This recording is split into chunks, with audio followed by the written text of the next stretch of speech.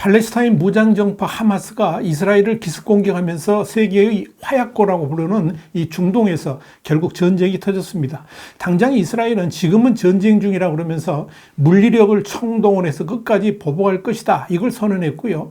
하마스의 공격에 이어서 레바논에서도 이스라엘을 향한 공격이 시작되면서 이 중동에서의 피해 전쟁이 격화될 것으로 보입니다. 마구른 전쟁 현장을 와이타임스가 파헤쳐봤습니다. 지금 시작합니다.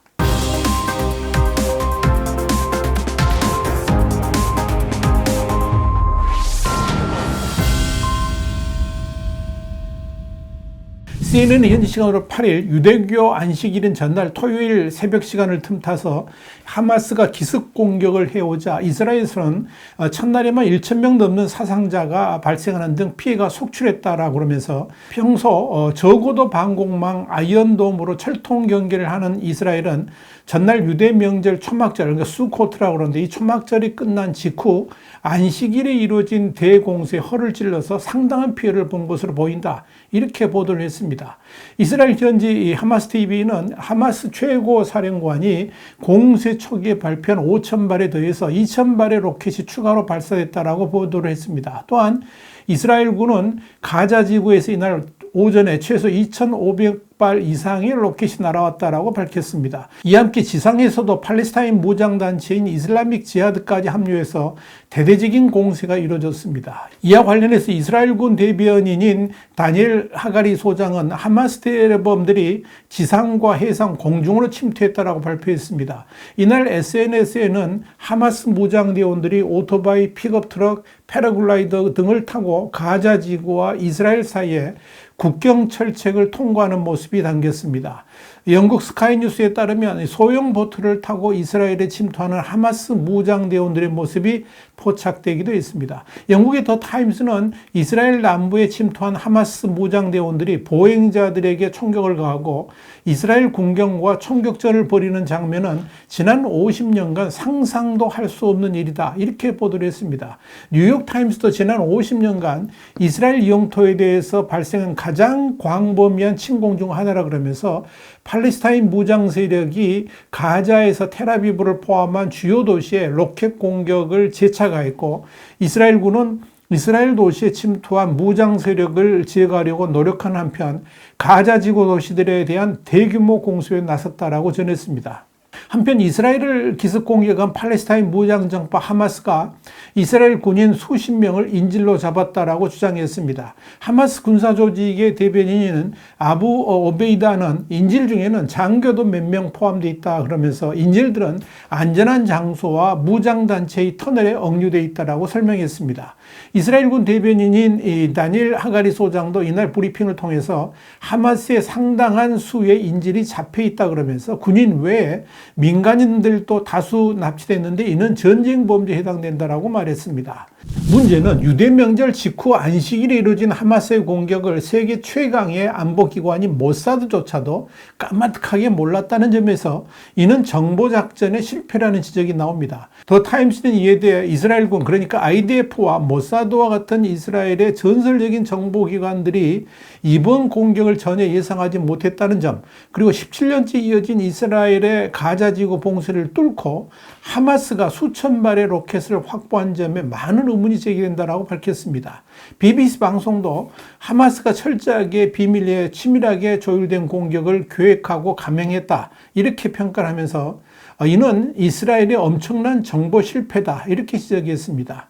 BBC는 이스라엘은 팔레스타인 영토뿐만 아니라 레바논, 시리아 등 다른 지역에도 무장단체 내부에 정보를 두고 있다 그러면서 그런데도 오늘 유대인들의 명절이 끝난 직후에 안식일에 완전히 손을 놓고 있었던 것으로 보인다, 이렇게 분석했습니다. 그러면서 1973년 10월 발발한 이스라엘과 아랍군의 제4차 중동정쟁, 욤키푸르 전쟁 이후에 50년 만에 최악의 정보 실패일 가능성이 높다라고 재차 강조했습니다.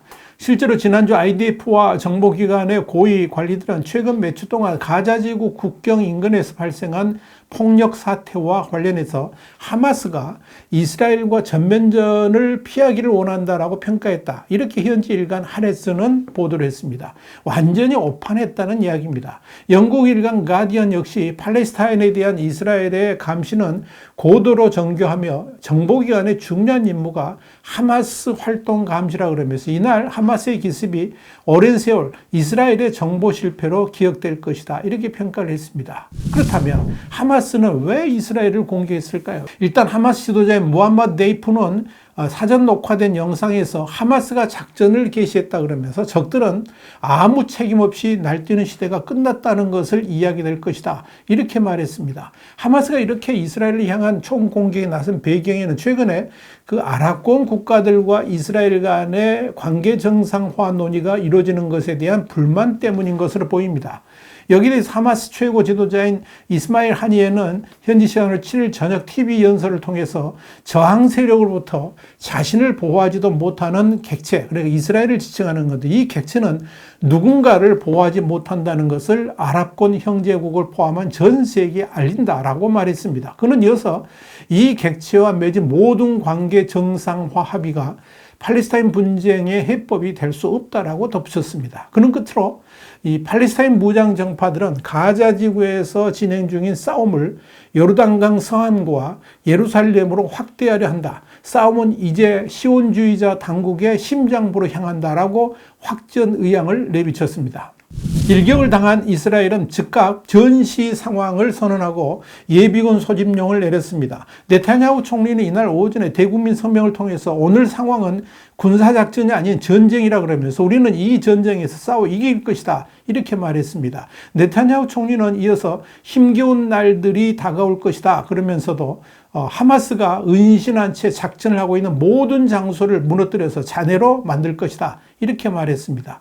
이스라엘 국방부는 예비군 동원령도 내렸습니다. 현지 매체들은 약 3만 명가량의 예비군이 소집돼서 투입될 것으로 보인다라고 보도를 했습니다. 이스라엘군은 철검이라는 이름의 보복작전을 개시하고 또 전투기로 가자 지구의 무장 세력 집결지를 정밀 폭격 중입니다. 현재로서 가장 우려되는 것은 이번 하마스의 이스라엘 공격이 하마스의 단독 행동이 아니라는 점입니다. 여기에 대해서 영국의 더 타임스는 이란과 이란의 지원을 받는 레바논 무장단체인 헤즈볼라의 자금과 기술 지원을 통해서 무장을 강화하고 자체 로켓 생산을 지원했다 그러면서 여기에 대해서 이란은 밀수 경로를 통해서 더욱 발전된 무기를 공급했다라고 밝혔습니다. 더 타임스는 이어서 이란은 하마스와 함께 공격에 가담한 가자 지구의 또 다른 무장단체인 팔레스타인 이슬람 지하드를 지원했다라고 전했습니다. 이렇게 이란이 직간접적으로 이스라엘 공격에 연루되어 있는 것으로 파악되고 있는 가운데 8일 이스라엘 북부 레바논에서 이스라엘을 향한 박격 포탄이 발사돼서 교전이 시작되면서 이스라엘과 팔레스타인 전쟁이 새로운 중동 전쟁으로 확전될 위험도 커지고 있습니다. 레바논은 이란이 지원하는 또 다른 이슬람 무장 세력인 헤즈볼라가 기반을 둔 지역입니다.